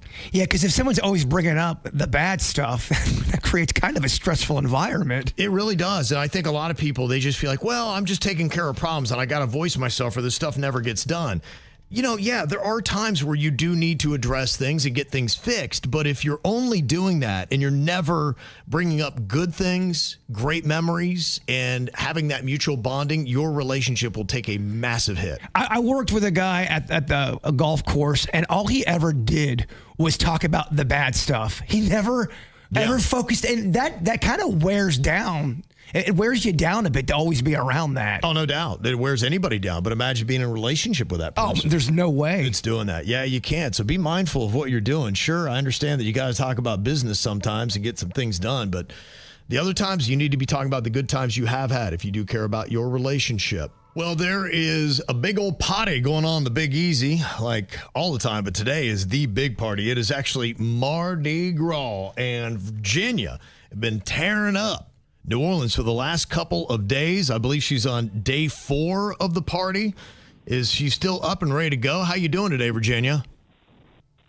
I'm making it. Happy Mardi Gras. Happy Mardi Gras. Day 4. Let's go. Well, you sound a little bit more run down than when we talked to you yesterday. Oh, I don't know what I was thinking yesterday. So when I talked to you, I was sober, and then I went to lunch. I didn't drink for like 5 hours, and then I was like, oh, well, I got to catch up. So I started getting in the gin and tonics. Oh, wow. And, ooh. You can't tell, though, with your voice. Oh, yeah. Oh, yeah. The Raging Cajun. You know, you think I would learn those lessons at my advanced age? Nope. Nope. Give me 12 gin and tonics. Let's do that. Let's do that instead. Yeah. Gin and tonics, having 12 of them yesterday makes me almost want to vomit myself. I know, just hearing that. That's rough. What time did you shut it down last night? Last night was around 10 p.m. Oh, okay. But you launched into it last night was early then. Okay. Yeah, last night we went to bed a little earlier because we want to get up for today. Today's big Mardi Gras day. Yeah. What time will you be out on the parade route? So I'm actually standing on the parade route right now. It rolls right in front of my sister's house. So this morning it's Rex, King of Carnival. Okay. So he'll roll right in front of her house. We do champagne. We toast Rex. And then we go into the French Quarter, and we just keep the party going. Wow. How are you feeling? I mean, is there any kind of tonic, any kind of breakfast? What do you do to fire up for your actual Mardi Gras to be able to make it through? Well, I got a cafe au lait, and that's coffee with milk from Cafe Duvall. And I'm going to put a little Kahlua in it, a little nip. Okay. A little nip. I mean, what's coffee without Kahlua, right? Yeah, you're right. I mean, especially in New Orleans on Mardi Gras. Who would drink that? And then you'll go right into the French Quarter. What time do you think you'll wrap it up today? So my sister actually has to work later today. Oh. She got a new job, and so she has to be at work at 3 o'clock. So we're probably going to wrap it up around that time and just head back home. Oh, okay. And then you'll sleep tonight and you'll be in the car tomorrow? Yes, exactly. Okay. Now, I'm kind of curious, how did your little KVJ Nation meetup go at your friend's bar? It was good. You know, it wasn't very packed this year. I don't know. I don't think I talked about it enough, and I didn't put it all over social media like I normally do. Okay. So it wasn't packed this year, but, oh, my gosh, we had crawfish. It was so delicious. At Kimmy's bar, the three-legged dog, the chef, Todd, makes the best crawfish. So we were just sucking them down. Aren't you jealous, Jbird? I mean, I would be dead if I did your week. Crawfish and tonics and gin and tonic. I would be dead. Yeah. Oh, I got your potatoes from Deanie's. Oh, sweet. That's awesome. Thank you very much. And what about the honey mustard sauce? Dude, I didn't get the honey mustard. I just got the potatoes. I'm just kidding. You don't have to worry about the sauce. I thought about the sauce when I got back out on the street, out of the restaurant. I was like, oh, crap. I forgot the honey mustard. Oh, well. Yeah. It's all good. I will survive. Yeah. What are you going to do? There are reports that Shia LaBeouf has fallen off the wagon and is tearing up the French Quarter shirtless. That is true. So here's what Shia did yesterday. He was in the French Quarter by himself. Okay. He doesn't have like an entourage or anybody with him. He was drinking. I definitely saw pictures, and I know what it was. He was just drinking and partying all by himself. Oh, wow. Yeah, that's what they said. They said he was on tables and dancing and hugging, and he definitely was not sober. Yeah, I think that's what he likes to do, though. He goes out by himself and just makes friends, and he just hangs out until people notice him, and then they party with him, and it sounds like he was having a good time and behaving himself. I don't think he was doing anything that rowdy. Okay. I was probably worse than him. Okay. Again, the standards might be loose. Yeah. Yes. Okay, well, if you see Shia, tell him that we said hello. Okay, I'll try to find him. Hey, V, is there a lot of boobs out there? Has that been going on? So I did see a little bit of boobs yesterday. You know where I went yesterday? You would have loved it, Jbird. I went to the Museum of Death. Museum of Death? You would have loved it. So it was basically like this whole crazy museum. It's $20 a person to get in, and you walk through it, and there was a whole Ed Gein section. There was a whole Bundy section. There was autopsy photos from like all these victims from serial killers. It was wild, Jbird. You would have loved it. Is that a traveling kind of a thing? Because I sent Kevin something. There was one, I think a place, I want to say in Atlanta, that was doing that, where you could walk in and they had all of this memorabilia and posters and pictures of serial killers. Is this a new thing? I've never been to it before. I think it's relatively new, but it's not traveling. It's stationary. It's literally in this building. It's right there in the French Quarter. You have to go to it. All the crazy serial killer memorabilia, handwritten notes, autopsy photos of victims, like crazy stuff. Oh, wow. Sounds horrifying. It was horrifying. We took Rocco. I'm sure he's going to be scarred for life. Rocco. Oh, my God. Oh, boy. Wow, you're having quite a time, Virginia. Rocco looked up at me. He goes, Mom, we got to get out of here. Didn't want to say the Museum of Death for some reason. Okay. Oh, good luck, and good luck to your liver, Virginia. Thank you. One more day. Happy Mardi Gras. Yeah. Happy Mardi Gras. Goodbye. All right, Virginia there on the Big Easy. Museum of Death. Quite a town, isn't it? It really is. It really is quite a town. Okay, can you answer like a majority of the other KVJ show members in majority rule? That is what we're putting to the test here today. Virginia, who we just checked in with, is in New Orleans, so it'll be myself, Jbird, and producer Denny's here today. And I want it bad. Okay. All right. The first thing that I need you to give me is a movie that people quote constantly. You always hear people quoting this movie. What is going to be the movie? Okay. I'm going to start off and go with Old School. Oh, damn it. Denny's. I put Anchorman. Okay. Jbird. I put Star Wars. Okay. All right. No Tough. match on that. The force is not strong with us. No matches there. Okay. Tell me a place you're always late to. A place that you're always late to. What would that be? Okay. All right, Denny's, I'll have you start off on this round. I put appointment, but I guess more specifically like a doctor appointment. Okay. Appointment. What do you got, Jbird? I put doctor appointment. Okay. I put work. You boys matched over there. Very nice. Okay. 1 point each. Okay, next up. Give me a condiment that people argue about.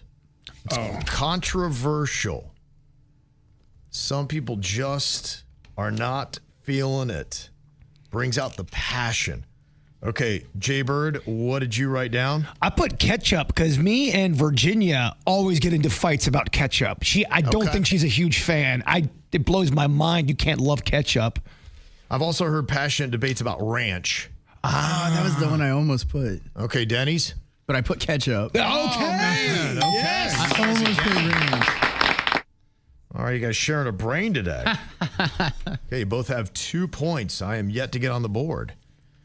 Okay, give me a job that kids think is cool. They want to be. What do you think that would be? Okay, write down what you think the best answer is. I'm going to go with fireman, fire person. Denny's. Just because I saw it happen, I also put fireman. Jbird. Firefighter. Okay, all right, there you go. And everybody gets a point. You guys now go to 3, though. Okay, next up. Give me a smell people hate.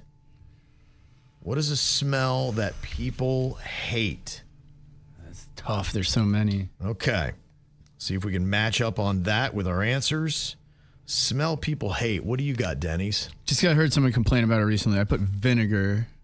Oh, it is rough. Dang it. I should have put that. I know you hate vinegar. I hate it. It's awful. Jbird? I put mildew. Oh, that's a good one. All right. I went with skunk. That old skunk smell. Yeah, it's pretty rough. A lot of people are complaining about the smell of marijuana now. I was going to say that it does kind of smell like marijuana in some cases. The skunk. Oh, yeah, for sure. Like that one bush out there that smells just like skunky weed. There's a bush locally that smells just like it, even though it's not. And I always thought if you got pulled over, couldn't the police officer just say, I smell weed, probable cause? If you get pulled over next to a bush like that? Yeah, I don't know. I mean, that would be an interesting fight that they would have. There's one of those right by Frenchman's Reserve. If you pass right by there. If you got pulled over right there, I wonder if you could use that. Yeah, it's possible. Okay, what about this? A food you eat at the movies. What is a food that you eat at the movies?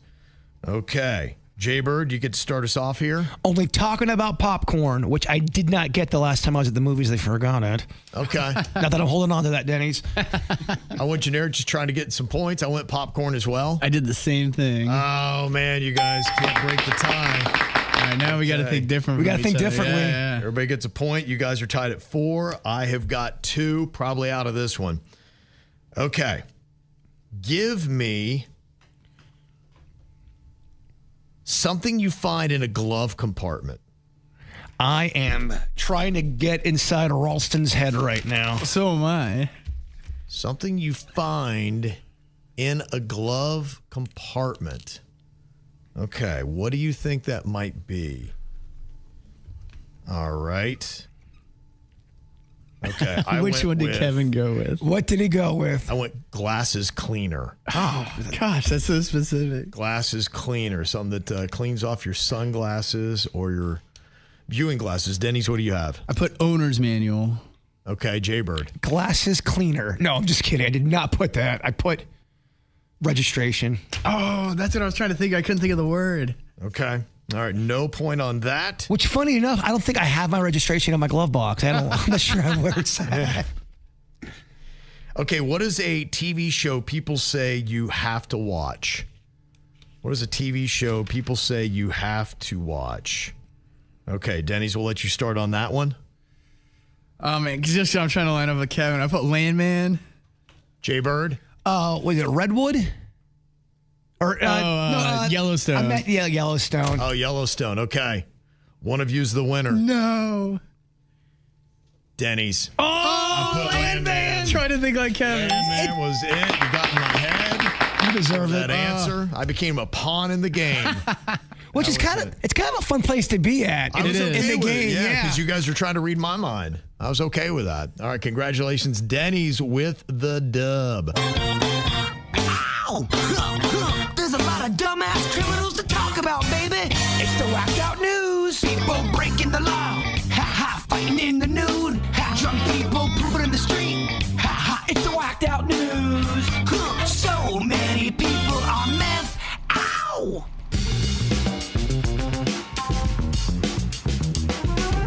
Well, our Dum Dum of the day is from right here in old Hialeah. Poor form for 26-year-old Dean Young, who drove up and noticed a landscaping van parked along a street in Hialeah last week. He got out of his vehicle, ran up to it, and climbed in the back, and then somehow got locked inside. It sounds like the landscaper maybe came back to lock the van before he started working, and then Dean realized that he was all trapped and then started freaking out. So he started to scream for help, and he was banging on the doors saying that he couldn't breathe. Somebody then called the cops, and they got old Dean out. The landscaper didn't want to unlock the van until the police got there because there were sharp tools inside, including machetes. Yeah, you probably want to keep that guy in there. That was probably the right move on that. So he did stay there, locked up. But it was pretty easy for them to get him. They say that he told the cops that he wasn't a thief. He was just out handing out business cards when a dog started chasing him, and he jumped into the van for safety. Okay. They didn't really buy that because the security camera caught the whole thing from him driving up and seeing the van to the officers getting him out. So they then arrested him for burglary and criminal mischief. It's unclear whether he was going to steal the whole van or just thought he could snag some of the tools and some of the equipment. The homeowner with the security camera said, "I think it's funny. It's a dumb crook." I guess now he's watching the news from inside of the jail. It is crazy to me when there are cameras around and people still go in to steal and break. Yeah, I mean, there are cameras pretty much everywhere. You got to figure that. I mean, you don't want to commit your crime and then look around and be like, hey, were there any cameras? Because, yeah, it's too late. They already got you on that. Well, even when they know there's a camera there, they'll even look in the camera and go, whatever. Okay, well, it's crazy. That means you're a dum-dum, and they're going to bust you. Here's some of the neighbors talking about the experience. I guess the gentleman was trying to steal his things. but unfortunately, he got locked in. He can't breathe. He was saying, get me out of here, I can't breathe. He would say, Papi, help, because there was, machetes inside the truck, and he could have just come out and hurt anybody. So they left him in there. I think it was kind of actually funny. I call us a dumb crook.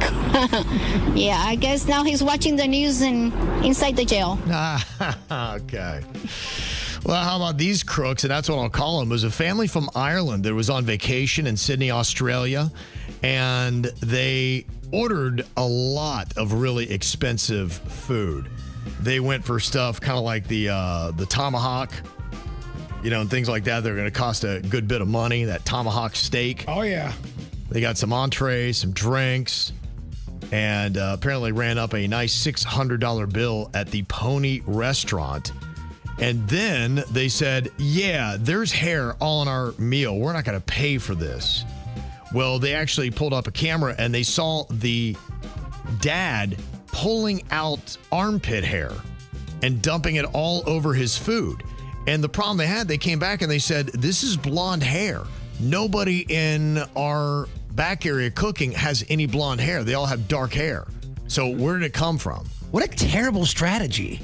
Yeah, he became agitated. Then he went nuts, basically, when confronted and refused to pay any portion of the bill whatsoever. So just to get him out of there, management waived the entire amount just to end the disturbance. And then guess what? They went to a nearby venue and did it again. Well, that's a whole thing now, scamming at restaurants where people are bringing stuff and putting it on their food and going, I found a metal bolt in my steak. Yeah. Unbelievable, man. I just can't believe that's your thing. And that's what they do on vacation. Come on, man. That's crazy. And the fact, too, the police said they were notified, but they said, really, there's not a lot we can do. To me, that's stealing. That's stealing. Insane. I mean, you've gotten something that you didn't deserve. Oh, there's another really bad tourist. This angry British dude was apprehended after destroying a row of check-in kiosks during a violent airport rampage in Hong Kong. The viral video shows him knocking over and smashing check-in kiosks with a metal pole. A lot of stunned travelers looked on. Of course, people were making a video of him. He finally was arrested after the outburst, after he damaged about 10 different kiosks. Here's a bit of the audio from the video.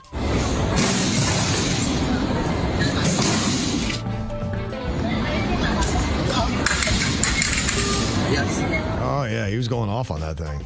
Crazy. There's a woman in New York who was employed by the state's Department of Transportation who stole thousands of pounds of asphalt. Okay. I mean, it's probably going to sell it. Yeah, I would imagine that's what it is. I don't know what the black market's like for asphalt these days, but she was going to go for it. There was a 19-year-old that needed surgery after swallowing a bottle cap while playing beer pong. Thankfully, he didn't choke on it. I guess it went all the way down his windpipe and into his tummy. They had to go get that thing out.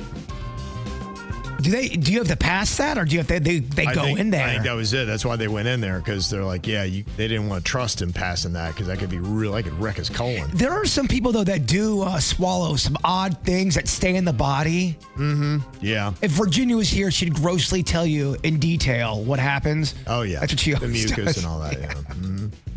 There is a school employee in Indiana that's facing serious criminal charges after investigators say she had inappropriate relationships with students. Police arrested a school secretary accused of having sex with 2 male students, both minors in separate incidents. The encounters happened off campus but stemmed from relationships that developed while she was working at the school. The school secretary's husband is the one who first uncovered one of the alleged relationships because he found explicit messages on her phone between her and one of her students. And he's like, he turned that in. So it triggered an investigation that ultimately resulted in her arrest and the additional allegations involving the second student. There are so many cases like this. It's insane. It really is that women make that run through teenage boys like that. Well, they say a mother left her young children alone inside a rideshare for hours in Sunrise. She ordered an Uber, then left her children, all under the age of 10, inside the vehicle while she went into a nearby location. And instead of just a quick errand, she was gone for several hours. Kids are just chilling in the car, and the driver's like, what's going on? So he contacts police. They show up, and she was later arrested, is now facing child neglect charges. So, like, you can't just have your Uber driver babysit your kids forever. It's not how it works. I guess she thought you could. You better tip well. You would think. Absolutely. And you ever thrown away something that you need? At least once a month, at least. They say there's this guy in southern Italy that accidentally threw away 20 gold bars worth about $142,000. If you're doing multiple things and maybe you're not sleeping well, you can do some weird things and throw away some weird stuff. Luckily, they had some cameras of him throwing the gold bars away, so they were able to kind of figure out where it went, and they had to take several hours just sifting through garbage, but they were able to find the box, which was damaged, but still contained all the gold bars. I mean, 3 of your stories had the camera being pretty much the main reason why. You were saying earlier, there's cameras everywhere. This one helped them out. That's pretty much it. They do a ton of stuff to save you. And there's a lot of viral videos of kids getting stuck in those claw machines. Happened again on Saturday. I know. And do those claw machines really ever work? No, not really. They're set like on limp grip. They had a limp grip. They do. Yeah. I know Denny's all about grip strength. They don't have it on those claw machines. Yeah, the mom, Meg King, she said she looked away for about 15 seconds, and then Cooper pretended to play with the arcade game, and then she crawled right up the tube, and then he wouldn't come out. She's like, well, come back out the way you did, and he wouldn't do it, so they had to call the guy who runs the game from the vending machine company with the keys to let the kid out. Get the claw. Yeah, that was it. I guess you don't get your kid unless you get the claw to fish him right out of there. What are you thinking about? What are you thinking about? What's on your mind? Are you thinking about? What are you thinking about? Well, I guess this shouldn't be a shock, but it does kind of rock your senses to hear that the Miami Dolphins have released star wide receiver Tyreek Hill. His time as a Miami Dolphin has come to an end, but boy, he provided us with a lot of memories, did he not? He did. I mean, the fights that he had with his baby mama and now soon-to-be ex-wife, getting pulled over and handcuffed right before the first game of opening day. That was definitely memorable. All the other things that he did. And then, of course, too, all the touchdowns and receptions that he had. He has been cut loose, and it's all a money deal. He's going to be 32 in just a couple of weeks. He's an 8-time Pro Bowler, 5-time All-Pro wide receiver, and he's going to be saving the Dolphins $23.9 million towards the salary cap. So they're trying to redo their budgets because they realize it's not looking good right now. So thing is it was kind of crazy. He, won a Super Bowl with the Chiefs, and then they get rid of him, send him to Miami, and then they win back-to-back Super Bowls, which he missed out on. The Dolphins, though, were definitely better with him. When he was on the field, they're 14-5, and when he had 100 or more yards, that was their record. When he had fewer than that, they went 14-23. So him doing well was a big part of their success. So they'll have to generate that offense somewhere else. It'll be interesting because there's a lot of people think that Tua is probably going to be sent packing as well. They also got rid of Bradley Chubb, cut him. That freed up $7.3 million, and a couple other players freeing up $67 million total overall. So they had to do something different.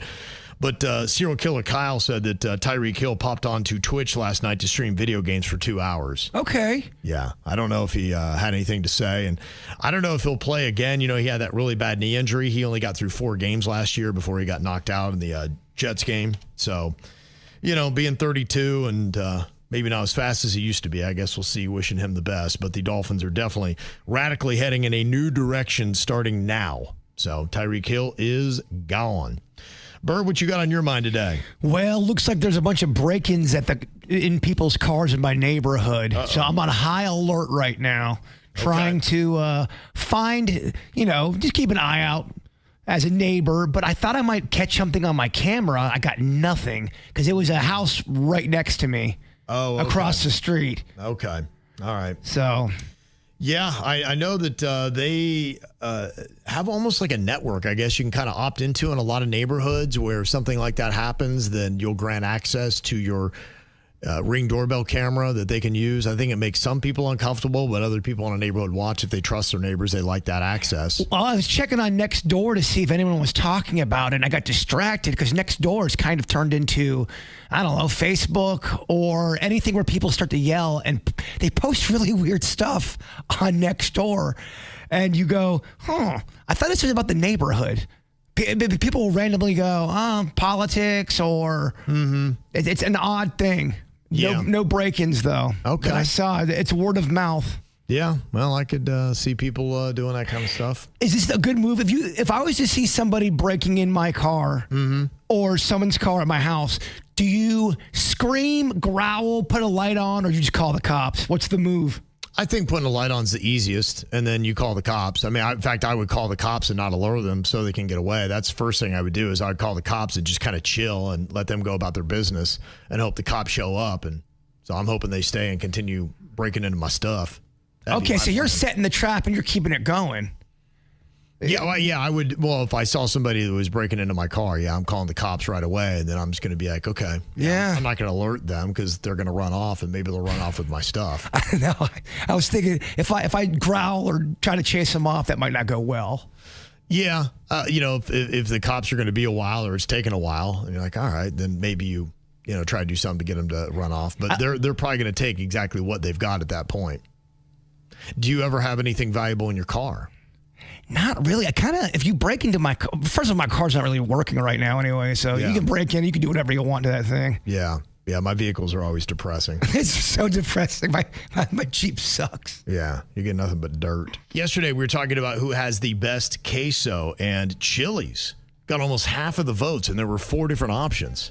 So that was far and away the biggest response that we got. But then we were on the After the Show yesterday where we deal with a lot of your comments, a lot of the emails that you send to us. And somebody said, oh, yeah, you know what? We just recently gone to Chili's and they changed their queso and they got rid of the meat in it and they got rid of the white queso and it's just the old regular stuff and it's not very good anymore. And people jumped on that and they're saying, hey, just to clarify, that Chili's report that you got on the After the Show is inaccurate. My husband and I just ate there a week ago and we got the ground beef, amazing queso, and they also had the white queso on the menu. We have to make a re-snaction. That's it. Yep. Can't go out there. We can't be a part of the problem, Jbird. I know. I feel like I dropped the ball. I dropped the bowl of queso, so to speak. Yes. I should know this stuff. Yeah, well, it's tough. When we go on People's Word, just to let people know if you heard that yesterday, that is incorrect. They are the runaway queso champs, and they still have the queso that you love. Jbird is always whooping Virginia in this game, but look out because here comes Denny's. Oh, fresh meat, fresh meat. Mm-hmm. Now, the name of the game is I give you a movie, and you tell me the year that it was number 1. I'm going to start off with a topical tie-in here. With the passing of Robert Duvall, The Godfather was number 1 in what year? You need to write down your answers, and we will see who is the most accurate. What year was The Godfather the number 1 movie of the year at the box office? Denny's, what year did you write down? Bird wrote pretty quick, so I feel like he knew. I put 77. What did you write, Jbird? 77. You wrote 77. You are both wrong. 78. You are wrong. 1980. You are wrong. 76. What is it? You are wrong. How close were we? Yeah. 1972. Oh, wow. It was that much earlier. Godfather 1, huh? Yeah. I thought it was late 70s. Me too. Mm-hmm. Okay. Obviously. All right. Nobody gets. Yeah, that's crazy. We picked the same year. Yeah, huh? We're on the same page today. Yeah. Okay. What about the movie Independence Day? Independence Day. Will Smith saves the world. What year was that number 1 at the box office for the year? Need you to write down an answer. Okay, Jbird, what year did you write down? I put 1997. Denny's. I put 1998. Ooh, you were both wrong. 1996. Oh, gosh. I do. It was right around that. 1996. You're always one off. I am. Do you remember Spider-Man 3? That's the one who gets the jazz dance. Yeah, hey, he gets a little goofy. That's the worst. Does all that kind of stuff. Yeah, kind of ruined what was a great franchise otherwise, just by that one scene. What year was that number one? The box office. What was the year? That was number one at the box office. What do you think? We're talking the third one. The third one, I'm going to say 2006. Jbird. I put 2004. You are both wrong. 2007. Oh, God, I knew it was right around there. Denny's was just one off. Okay, what about Star Wars Episode 7, The Force Awakens? Force Awakens. That would be all right. The Force Awakens. What year was that the number one movie at the box office? What do you think? The Force Awakens. So I'm going to do better with the older ones. Of course. Jeez, The Force Awakens. Jbird, what did you write down? You love Star Wars. 2016. Denny's, what did you write down? I went earlier. I went 2012. It's 2015. 2015. You're off again. Dang it. So close. I tapped out all those ones, man. Yeah, they all kind of blurred together at that point. Okay, what about the Barbie movie? What do you got on that? Jeez, it's Barbie movie. What is the year that was number one at the box office? The Barbie movie. Denny's, what year did you write? 2022. Jbird? 2024. You are both wrong. What? It's 2023. Yeah, you guys are amazingly good at being bad. Circle this thing. Oh my God. It is pretty amazing how terrible we are. These are in the ballpark. I can't believe that it's that old. Yeah. Yeah, it felt like there was. I was thinking 2022. 3 years this summer. Yeah. Yeah, I remember when Virginia was all, the Barbie movie. What about the movie Top Gun? Top Gun, what year was that number one? The OG one. At the box office, the original Top Gun. Denny's, what did you write down? Bird might know this one, and I'm not going to be as good, but I put 1981. Jbird. 86. It is 86. Yeah. We got a win. Jbird got himself one. Very nice. Even though you got it wrong, you always be my wingman. All right. Thanks, Iceman. Well, it kind of dried up there for a while, and now we are getting hit with a ton of Jeffrey Epstein stories every single day, and a lot of new allegations, new people coming through with stories that I had not heard. And every time I do, these stories are getting wild, man. There's crazy stuff here. Like, for instance, one of the stories that I saw today is they believe that Jeffrey Epstein was using zombie plants. What the heck is that? Zombie plants. Apparently, they're called Angel's Trumpet, and they're extremely toxic, and they produce a drug called scopolamine, which is known to basically turn humans into zombies, wiping them of memory and eliminating their free will.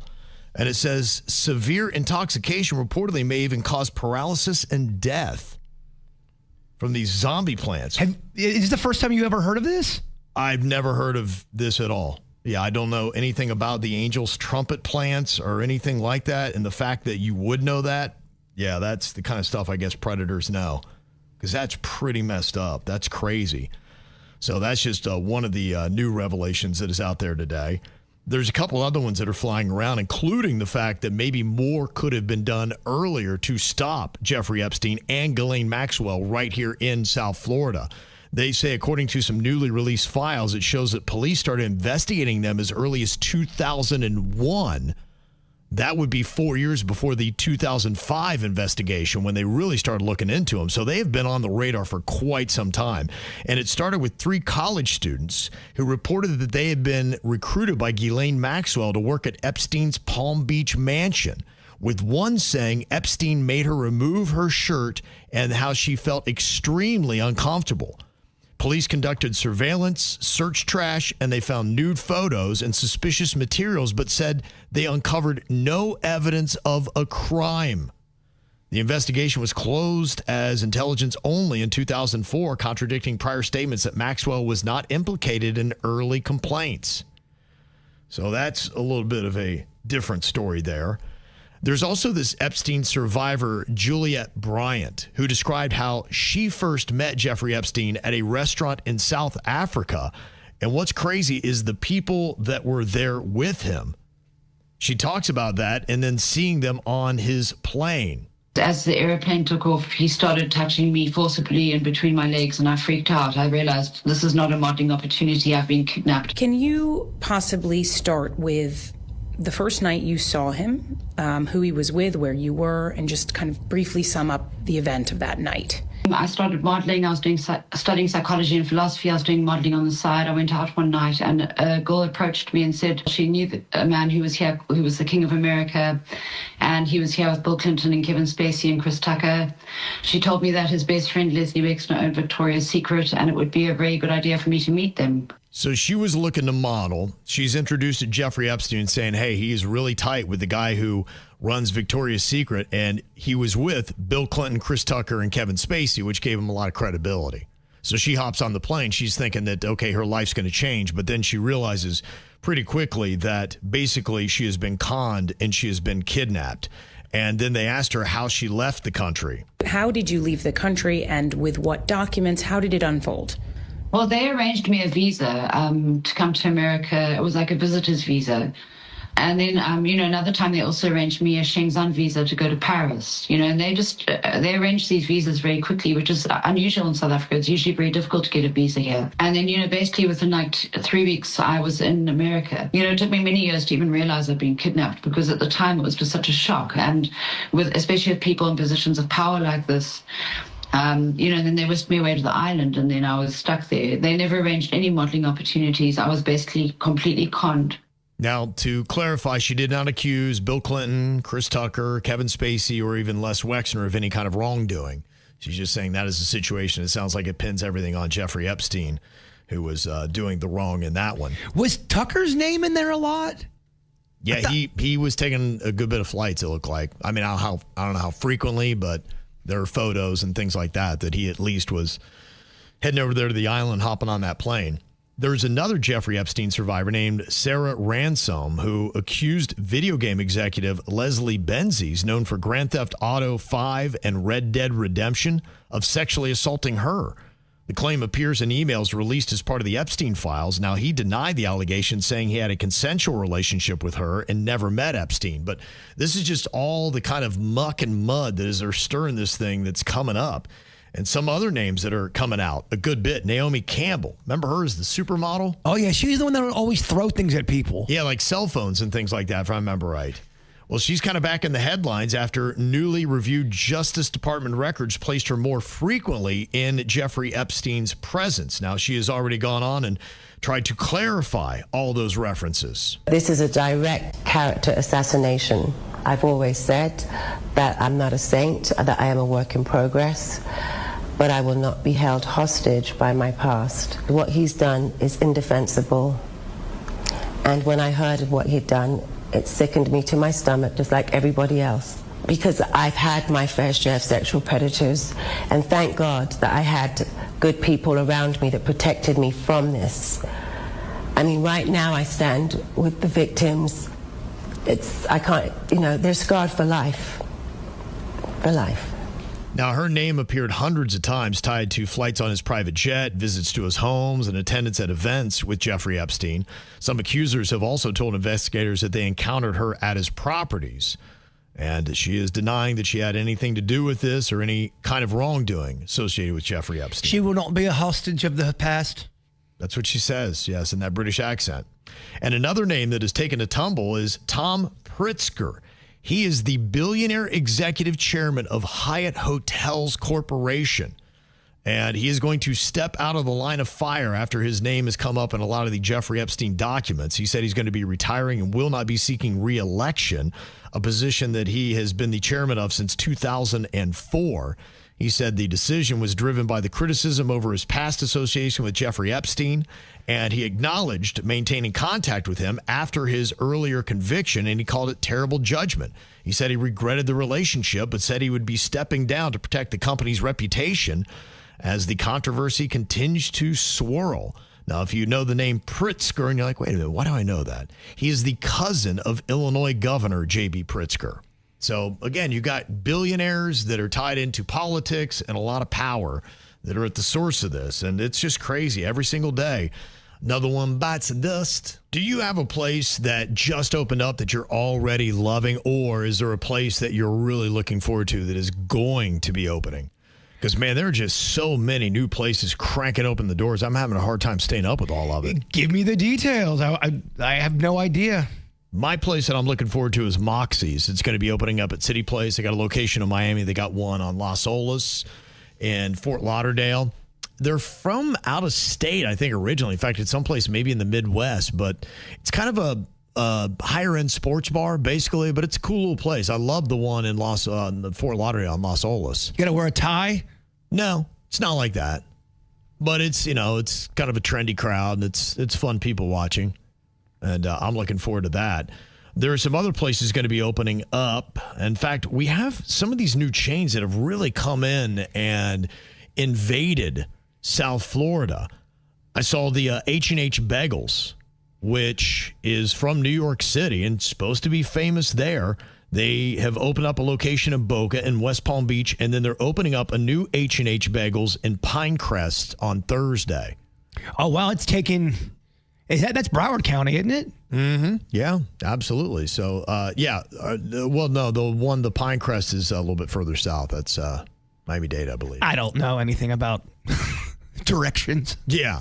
Towns. Yeah, but they'll be getting one. I'm sure it's just, you've got these kind of chains that have now just launched all over the place. Have you ever been to a Van Leeuwen's yet? No. For the ice cream? Not yet. That's New York City, and I'm noticing they're opening up all over the place. And then that Giuliana's, which is the pizza place that is coming to Nora in West Palm Beach.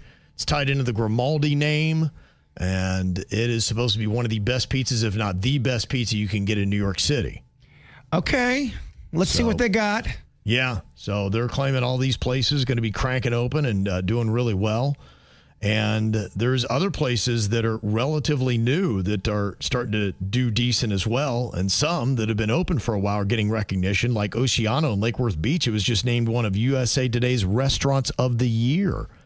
So congratulations to the Biermans, Jeremy and Cindy. They're the husband-wife team behind Oceano. So glad to see them doing well. And good thing, too, with travel and tourism booming here in the state. We hit a record for 2025, 10.7 million visitors to Palm Beach County, spending over $7.7 billion with an $11.7 billion impact. So travel and tourism is flourishing here in South Florida. Well, coming up, we got more KVJ for you. If you don't know already, you can watch our show every single day on demand on YouTube and Spotify.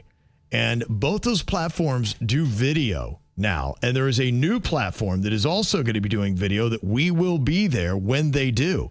Apple Podcasts have seen just how well YouTube is doing, Spotify is doing, and now you've even got Netflix that are now doing video podcasts. And they said, we got to jump in on this. So coming up this spring, they are going to be going up against YouTube and everybody else, expanding into the video podcast. They're kind of running trials on it right now, but as soon as they allow that to happen, we will expand there as well. And for our after the show, you can watch us live on YouTube, Facebook, Instagram, and Twitch. I mean, we're everywhere.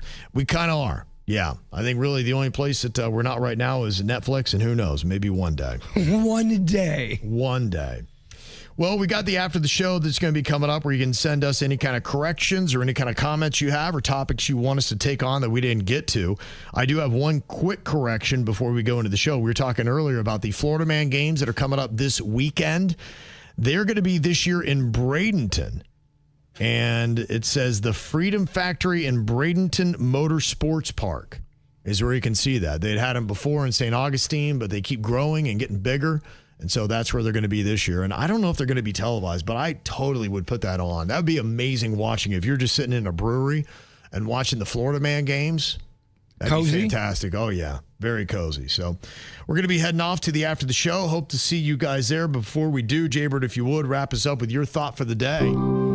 Peace begins the moment you stop demanding justice from past. Oh boy, I messed that one up. Redo. I don't like that one. Sorry, rewind. You know what? Bring it back. Healing isn't getting your time back. It's deciding your future is still worth everything. Okay, there you go. Better attempt. The KVJ Show on 97.9 WRMF.